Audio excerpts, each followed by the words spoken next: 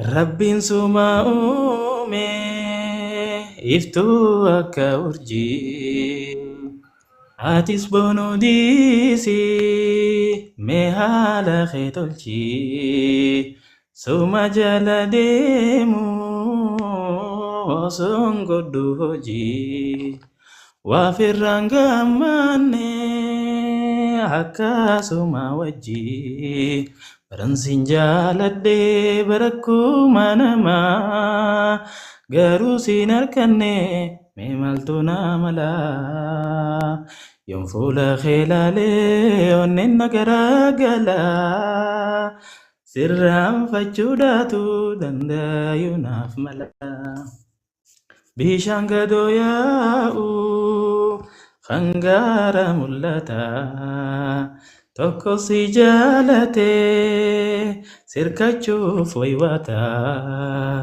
waan jaalaltii taate atuunuma beeyta akka naman beeyne maalumaaf ifgoota baransin jaaladhee barakkuma namaa garuu siin harkanne mee maaltu na mala Yoon fuula kee laalee onneen na garaagala sirraanfachuudhaatu danda'u naaf mala. Halkan abjuudhaan dhuftee nan dubbata yeroo biraamoo natti garagalta akkanan dhiibamu. Atunuma beita mali ajalleto malif natabata baransin jaaladhee barakkuma namaa garuu siin harkanne mee maaltu na mala yoon fuula kee laalee onneen na garaagala sirraanfachuudhaatu danda'u naaf mala. No. Wana jaiba. Wow, genne. Wanni gootu. Ayye. Wanni na gootu. Wanni tuma eeggatu xiqqeessu wanti xiqqoo. Fankiyana sawadee akka deebi'uun baane yeroo namni jooytu biyya baane osoo firraanii jiru waldaanne.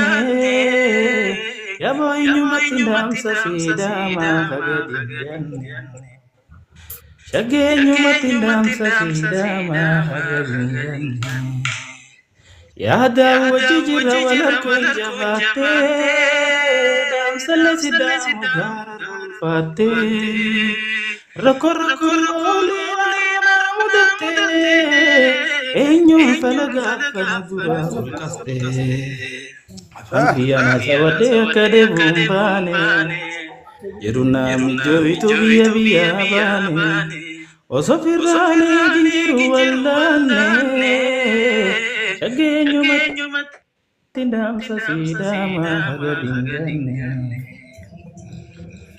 fagoo alaateenye wal mararraa akka fadhii teenya hin garuu maal tarraa Akanani naftu walqunnamum jirra Agawiti butu fagatin narra Ibidda jaalala nashidde Satana nabote Ibidda jaalala nashidde Satana nabote Jalalti hojii rabbiti Mudachuun ooluu namuuti Jalala waadu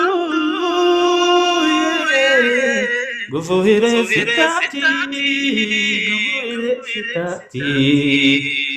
Tohirenga namatti dukanoitu Dirmamni khodira mirganatti galtu Aboda naftabbe arganatti bontu Gaafa garte beeyta fiista bu'anontu Siiska bu'anontu Ragoof dagatte abaafu balfite jiruun nagante osoo namsiif yaadu eega shiira yaatte